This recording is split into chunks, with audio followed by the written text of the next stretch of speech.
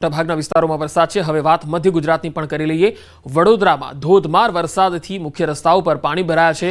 વડોદરા શહેરના રોડ રસ્તા પાણીમાં ગરકાવ થઈ ગયા। સયાજીગંજ, જેલ રોડ, દાંડિયા બજારમાં પાણી ભરાઈ ગયા। અલકાપુરી ગરનાળુ પર પાણી ભરાઈ જવાના કારણે બંધ કરી દેવાયું। રાત્રે વરસાદથી શહેરના અનેક વિસ્તારો અને જગ્યાઓ પર પાણી ભરાઈ ગયા છે। તસવીરોમાં તમે જોઈ શકો છો। વડોદરામાં પણ રાત્રે ધોધમાર વરસાદ પડ્યો અને તેના કારણે મુખ્ય રસ્તા જળમગ્ન બન્યા છે। વાહન ચાલકોને સવારે નોકરીએ જવા માટે પણ ખૂબ તકલીફનો સામનો કરવો પડ્યો।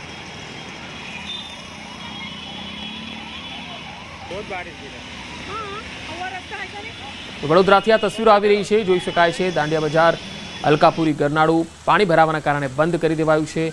મુખ્ય રસ્તાઓ જળમગ્ન થઈ ગયા છે। વડોદરા શહેરમાં ધોધમાર વરસાદ રાત્રિથી જ પડ્યો અને તેના કારણે અનેક વિસ્તારોમાં પાણી ભરાઈ ગયા હતા, જેના કારણે વાહન ચાલકોને હાલાકીનો સામનો કરવો પડ્યો। વરસાદને પગલે વડોદરાવાસીઓને ગરમીથી પણ રાહત મળી ગઈ છે। હવે ડભોઈની તસવીર બતાવીએ। વડોદરાના ડભોઈ પંથકમાં ધોધમાર વરસાદના અહેવાલ છે।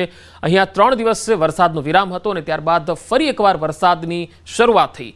એસટી ડેપો, ઝારોલવાગા અને ટાવર વિસ્તારમાં ધોધમાર વરસાદ પડ્યો। છીપવાડ બજાર, કન્યા શાળા વિસ્તારમાં વરસાદ પડ્યો। ડભોઈના ગ્રામીણ વિસ્તારોમાં પણ વરસાદી માહોલ છવાયો છે। થુવાવી, ફરતીકુઈ, વેગા વિસ્તારોમાં ધોધમાર વરસાદનો માહોલ જોવા મળ્યો। તો વડોદરા શહેર જ નહીં પરંતુ જિલ્લાના ગ્રામીણ વિસ્તારોમાં પણ વરસાદ છે। હવે શિનોરની આ તસવીર પણ જોઈ લો। વડોદરાના શિનોરમાં રાત્રે ધોધમાર વરસાદ ખાબક્યો હતો। અહીંયા ગાજવીજ સાથે ધોધમાર વરસાદ ખાબક્યો। સેગવા, માલપુર અને અવાખલમાં ધોધમાર વરસાદ। સાધલી, કુકસ અને તરવા સહિતના ગામડાઓમાં પણ વરસાદ પડ્યો। વીજળીના કડાકા ભડાકા સાથે વરસાદ તૂટી પડ્યો હતો।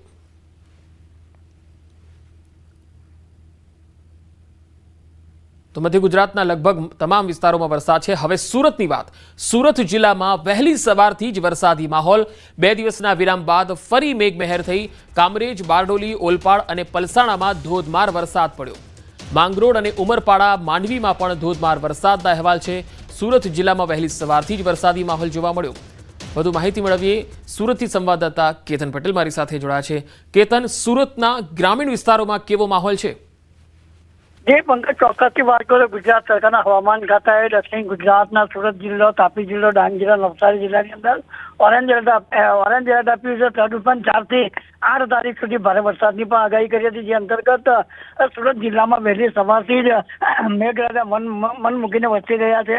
માંડવી, બારડોલી, પલસાણા, વડોદરા, કામરેજ વિસ્તારોની અંદર વહેલી સવારથી વરસાદ વરસતા માર્ગો પણ થયા હતા પાણી। ખાસ કરીને આ 3 દિવસના વિરામ બાદ જે ફરી વરસાદ શરૂ થતા ખેડૂતો માટે ખુશીનો માહોલ જોવા મળ્યો હતો। કે બીજી તરફ વાત કરવામાં આવે તો દક્ષિણ ગુજરાતની જીવાદોરી સમાન ઉકાઈ ડેમમાંથી પણ 1.25 લાખ ક્યુસેક પાણી છોડાતા તાપી નદી પણ 2 કાંઠે જોવા મળતા આ તાપી નદીના કાંઠે આવેલા જે ગ્રામ્ય વિસ્તાર છે એને પણ એલર્ટ કરી દેવામાં આવ્યા છે।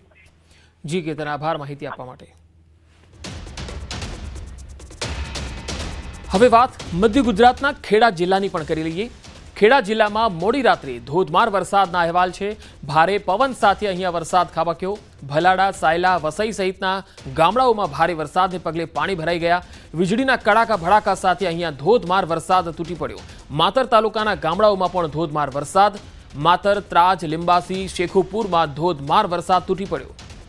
તો ખેડા જિલ્લાના લગભગ મોટાભાગના વિસ્તારોમાં વરસાદ છે। ખાસ માતર તાલુકામાં ધોધમાર વરસાદ જોવા મળ્યો। ખેડા શહેરમાં પણ ધોધમાર વરસાદ। માતર, ત્રાજ, લીંબાસી, શેખુપુરમાં પણ ધોધમાર વરસાદ પડ્યો।